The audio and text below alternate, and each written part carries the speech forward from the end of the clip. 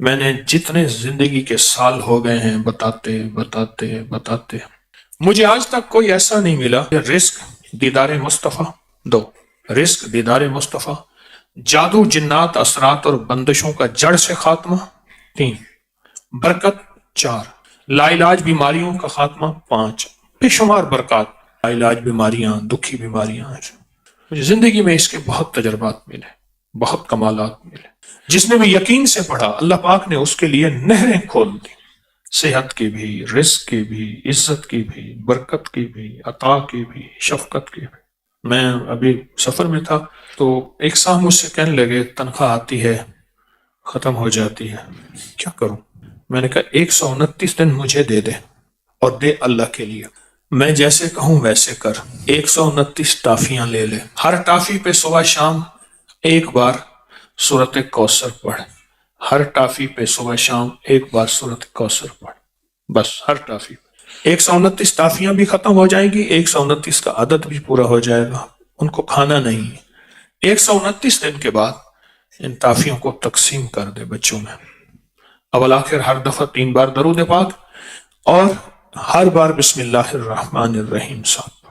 129 دن مجھے دے دے ایسے کہ جس میں یقین ہو، دھیان ہو، توجہ ہو، یکسوئی ہو، دے ایسے، اور پھر دیکھ قدرت کے نظارے۔ مجھے ایک صاحب کہنے لگے میں نے یہ 129 دفعہ کا صبح شام کا عمل 129 دن کیا، کہا کہ اب یہ 129 دن میں 2 دن باقی تھے، میں نے تاریخ لکھ کے رکھی تھی، ابھی 2 دن باقی تھے 129 دن میں، تو میں نے خواب دیکھا 129 فرشتے ہیں، ہر فرشتہ میرا ہاتھ تھام کے مجھے کوئی ایک برتن ہے وہ دینا چاہتا ہے، آخر ان میں ایک طاقتور فرشتہ ان میں سبقت پا گیا، طاقتور فرشتہ، اس نے میرا ہاتھ تھاما اور ایک برتن دیا، کہا کہ برتن ایسے نرم تھا جیسے کوئی پھل ہوتا ہے، لیکن جب میں نے اس میں کھولا تو اس میں 129 موتی تھے، اور کہا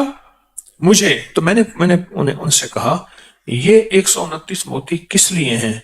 کہا کہ تو نے جس یقین، دھیان، توجہ سے یہ عمل پڑھا، یہ 129 برکات عرشوں سے آئی ہیں، اور آگے جو لفظ کہا وہ ذرا سننے کا ہے، فرمایا جس کے لیے اللہ کی ایک برکت بھی آ جائے تو اللہ اس کی نسلوں کو پل کے دکھاتے ہیں، اور تیرے پاس 129 برکتیں آئی ہیں، اس کو سنبھال کے رکھنا اور اس کو پڑھنا نہ چھوڑنا۔ یہ نصیحت کی انہوں نے مجھے کہ اس کو پڑھنا نہ چھوڑنا اور اس کو سنبھال کے رکھنا۔ آپ خود سوچیں 129 بار سورت کوثر پڑھنے میں کتنا وقت لگتا ہے؟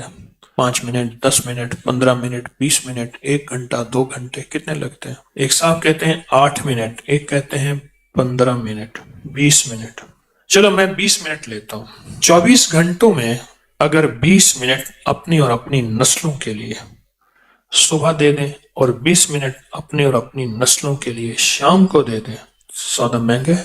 ایک بات ذہن نشین رکھیے گا، آنے والا وقت اتنا مشکل ترین وقت آ سکتا ہے، اتنا مشکل ترین وقت کہ مہنگائی، روزی روٹی، رزق، انتہائی مشکل وقت ہے آنے والا۔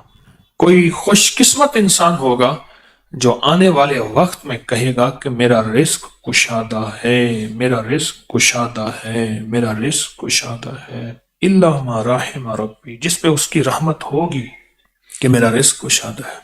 چند سالوں میں جو مہنگائی ہوئی ہے، کیا یہ ہمارے گمان میں تھی، خیال میں تھی، سوچوں میں تھی؟ یہ بادشاہ کا قصور تو نہیں ہے، یہ تو عرشوں سے فیصلے ہوئے ہیں۔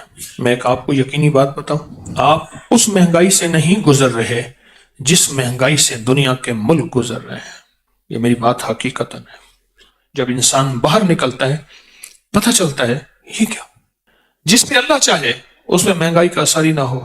سورت کوثر، بس کوثر آ گئی تو پھر تو سمندر کیا، دریا کیا، نہر کیا، کائنات آ گئے، اور یہ دریا ہمارے بتانے کے ہیں، یہ دریا ہے، دنیا کے بڑے بڑے دریا موجود ہیں، یہ ہمارے سمجھانے کے لیے ہیں۔ جو اللہ کے خزانے کے دریا ہیں وہ کون پہچان سکتا ہے، وہ کون جان سکتا ہے، وہ کس کی سمجھ میں آ سکتی ہے کہ اللہ کے خزانے میں کتنے بڑے دریا ہیں؟ آپ کی زبان پہ سورت کوثر آئی ہے تو معلوم ہوا کہ اللہ کوثر کے خزانے آپ کو دینا چاہتے ہیں، تو زبان پہ جاری کیا ہے. عطا اس وقت ہوتی ہے جب اوپر سے شفقت ہوتی ہے، اور جب شفقت ہوتی ہے پھر عطا ہوتی ہے. سورت کوثر آئی ہے. پرانی بات ہے، ایک صاحب مجھے ملے، کہے آپ سورت کوثر بتاتے ہیں. میں جو بتاتا ہوں.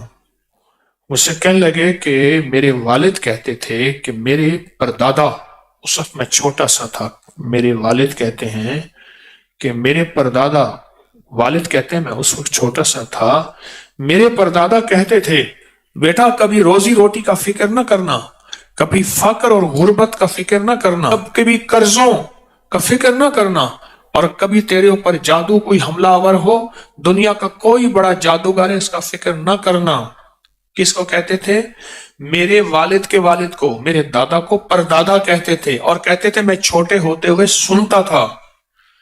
دلیل یہ دیتے تھے کہ اس کا فکر نہ کرنا، اس کا فکر نہ کرنا، اس کا فکر نہ کرنا.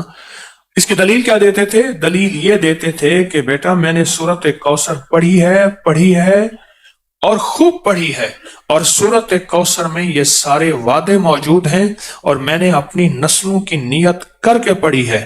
اللہ سچا، اس کے وعدے سچے، لہذا پریشان نہ ہونا. مجھ سے کہنے لگا کہ اب میں بوڑھا ہو رہا ہوں اور میرے پوتے ہو گئے ہیں. پھر اس نے نسلیں گنوائیں، میرا پوتا، میرا بیٹا، میں 3، ابا 4، ابے کا ابا 5، اور وہ بتانے والا 6. کہا کہ 6 نسلوں میں یہ چیزیں نہیں ہیں جو وہ بابا کہہ گیا.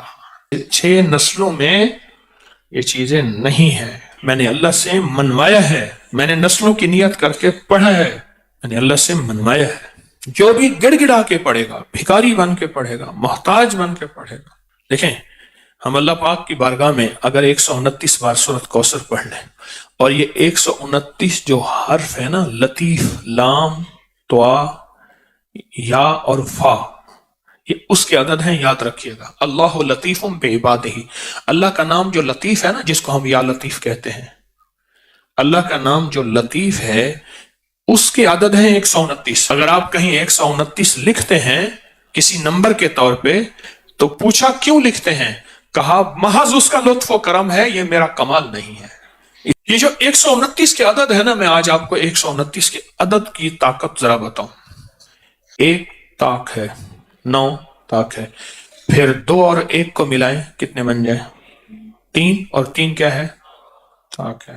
اس میں ایک اور چیز بتاؤں، جس عدد میں 1 اور 9 آئے، جہاں بھی عدد میں 1 اور 9 آئے، فرمایا بسم اللہ الرحمن الرحیم کے 19 کیا حروف ہیں، اور جہنم کے وہ 19 فرشتے جو سزا دینے والے ہیں. جو بندہ ان 19 حروف کو پڑھے گا، پڑھے میرے ساتھ، بسم اللہ الرحمن الرحیم، یہ 19 حروف اس کی حفاظت کریں گے، اور صرف بسم اللہ الرحمن الرحیم کے پڑھنے سے. 129 کے عدد کی طاقت ہے، اور 129 کا عدد اس کے لطف اور کرم کو بیان کر رہا ہے. جو بندہ 129 کے عدد میں کوئی چیز پڑھتا ہے کہ سورت کوثر 129 ہے، وہ اصل میں یہ کہہ رہا ہے کہ مولا اس کی زبان پہ جاری ہونا بھی تیری کریمی ہے، اس کا پڑھوانا بھی تیرا فضل ہے اور تیرا لطف اور کرم ہے، اور اس کی تاثیر ایک وہ ہے جو میرے علم میں ہے، ایک وہ ہے جو تیرے علم میں ہے. یہ بھی بڑی اہم بات ہے.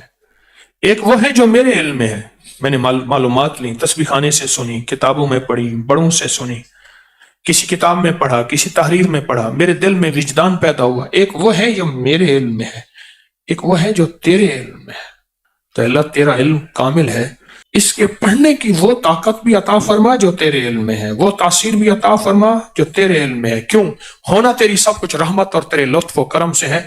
یہ 129 کا عدد اس کی رحمت کو بول رہا، اس کی عطا کو بول رہا، اس کی شفقت کو بول رہا، اس کی شان کریمی کو بول رہا. اور پھر وہ ایک صاحب نے مجھے جو سچا خواب سنایا تھا، برتن تھا ایسے نرم جیسے پھل ہو، اس میں 129 موتی تھے، اور وہاں کہنے والے نے کہا یہ 129 موتی دراصل 129 برکات ہیں. جب کسی سے برکتیں لٹ جاتی ہیں، جب کسی سے برکتیں چلی جاتی ہیں، اس وقت وہ بندہ پھر سچا ویران ہو جاتا ہے. جب برکتوں کے دروازے کھلتے ہیں، پھر زمین اور آسمان کے خزانے اس کے لیے وسیع ہوتے ہیں. جب برکتوں کے دروازے کھلتے ہیں. ایک بزرگ تھے، دعا کر رہے تھے، بابا جی دعا کر رہے تھے کہ اللہ مجھ سے دولت چھین لینا، مجھ سے ملک اگر چھیننا ہے چھین لینا، اللہ مجھ سے صحت چھین لینا، میں شکوہ نہیں کروں گا، تیری عطا ہے، تو جس کو دے، جس سے لے لے، لیکن اللہ مجھ سے برکت نہ چھیننا۔ کیوں؟ صحت ملی اور برکت اگر موجود ہوئی صحت واپس آ جائے گی، اگر برکت موجود ہوئی دولت واپس آ جائے گی، اگر برکت موجود ہوئی نعمتیں، اقتدار، عروج، کمال مجھے واپس مل جائے گا۔ لیکن 129 کے عدد میں برکت ہے، اگر یہ عدد کچھ نہیں تھے پھر اللہ کہتا فجر پڑھو، کوئی فجر کی 20 پڑھتا رکعتیں، عشق والے ہوتے جو پڑھنے کھڑتے فجر، تہجد سے جو شروع کرتے فجر پڑھتے پڑھتے پڑھتے پڑھتے، جو مجھ جیسے کمزور ہوتے وہ 2 4 پڑھ لیتے۔ اگر عدد کچھ نہیں ہے پھر فجر 2 ہی کیوں ہے اور مغرب 3 کیوں ہے؟ اگر عدد کچھ نہیں ہے پھر 30 روزے کیوں ہیں؟ اگر عدد کچھ نہیں ہے تو 7 چکروں کو ایک طواف کیوں فرمایا؟ اگر عدد کچھ نہیں ہے تو 9 ذی الحجہ ہی حج کیوں ہے؟ 10 ہو جاتا، 8 ہو جاتا۔ عدد ہیں والفجر ولیال عشر، وہ 10 راتیں آخر کیوں ہیں؟ ذی الحجہ کی 10 راتیں جن کی اللہ نے قسم کھائی ہے وہ کیوں ہیں؟ اور اگر عدد کچھ نہیں تو آخری عشرہ کیوں ہے؟ پھر آخری عشرہ رمضان کا، پھر اس میں طاق راتوں کا فرمایا، 21 23 25 27 29 کیوں فرمایا؟ بعض اوقات ہماری ناواقفیت کہ ہم کہتے ہیں یہ عدد کہاں سے آ گئے؟ یہ کائنات عدد کے ساتھ اللہ نے جوڑ کے رکھی ہے۔ اگر عدد کچھ نہیں ہے تو اللہ کو طاق کیوں پسند ہے؟ راز ہیں، راز ہیں، راز ہیں، اور راز کو راز میں رہنے دیں، اپنی عقلیں استعمال کریں گے تو راز سے محروم ہو جائیں گے، لیکن جو اس راز کو پالے گا وہ نصیبوں اور قسمتوں والا ہوگا۔ جس کو کوثر مل گیا، نہ رزق کی کمی، نہ صحت کی کمی، نہ عزت کی کمی، نہ برکت کی کمی، اس کے ارد گرد حفاظت، کفایت، کفالت، برکت کا نظام ہے، اور پھر بھی کہتے ہیں کہ آپ کے دشمنوں کو اگر سمجھ نہیں آئے گی تو پھر ہم آپ کے دشمنوں کو نیست و نابود کر دیں گے کہ ان نشان آقا والابتر، ان کی حالت ابتر ہو جائے گی اور وہ ابتر سے ابتر ہو جائیں گے۔ اب ایک سوال ہے، جب آپ 129 بار سورۃ کوثر پڑھتے ہیں رزق کیوں بڑھتا ہے؟ یہ ایک اہم سوال ہے، رزق کیوں بڑھتا ہے؟ برکتوں کے دروازے کیوں آتے ہیں؟ وسعت کے دروازے کیوں آتے ہیں اور کہاں سے آتے ہیں؟ غیبی نظام کیسے متوجہ ہوتا ہے؟ ایک سوال ہے اور بہت اہم سوال ہے۔ کچھ نادیدہ طاقتیں ہیں، یہ لفظ میرا غور سے سنیے گا، جو ہمارا رزق کھاتی ہیں، ہماری چیزیں کھاتی ہیں اور چھینتی ہیں۔ کچھ نادیدہ طاقتیں ہیں،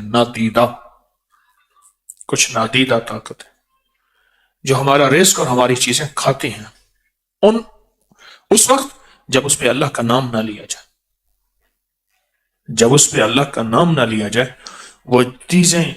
وہ چیزیں ہمارا رزق کھاتی ہیں، ہمارا مال کھاتی ہیں، ہمارا سرمایہ کھاتی ہیں، ہمارا خون پیتی ہیں،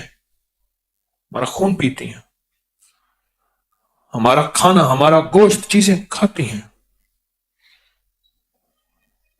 جب یہ کوثر پڑھتے ہیں نا تو سورۃ کوثر کی طاقتور حصار، طاقتور دیوار، سورۃ کوثر کا طاقتور حصار اور طاقتور دیوار، یہ ایک پل کے اندر ایسی دیوار آ جاتی ہے، ایسی بس ایک دیوار آ جاتی ہے، اس کے ارد گرد دیکھی نہیں جاتی۔ اچھا چلو، اگر دیوار کو میں انگریز کی زبان میں سجاؤں تو نہیں، جیمر لگے ہیں، موبائل کی کال جو ہے سگنل نہیں آ رہے، جیمر لگے ہیں۔ وہ جیمر کی دیوار دکھاؤ کہاں ہے، دکھاؤ تو صحیح۔ مجھے ایک صاحب کہنے لگے میری آواز کٹ جائے تو میں جیل کے ساتھ ہوں، میرا گھر جیل کے ساتھ ہے، یہاں جیمر لگے ہوئے ہیں، تو اب پھر کروں گا۔ اس نے پہلے بتایا، یا اس نے کہا جی ہمارے دفتر میں انہوں نے خود جیمر لگا دیا، ہم فون جمع نہیں کراتے تھے، انہوں نے خود جیمر لگا دیا، چل بھائی جاؤ۔ یہ جیمر کی دیوار کبھی مجھے دکھا دے کوئی بندہ، میں نے تو نہیں دیکھی، میرے پاس نہ علم ہے، نہ تقوی ہے، نہ بزرگی ہے، کوئی بندہ مجھے جیمر کی دیوار دکھائے، جو آخر دیوار ہوتی ہے نا جس سے ہمارے سگنل بند ہو جاتے ہیں، وہ کیا ہے؟ اللہ پاک جل شان ہو، اللہ پاک جل شان ہو اسی طرح جیمر لگا دیتا ہے ان چھیننے والی طاقتور قوتوں کو، اور دنیا کے جیمر توڑنے کے لیے بھی طاقتیں موجود ہیں، لیکن رب کے جیمر کو کوئی نہیں توڑ سکتا۔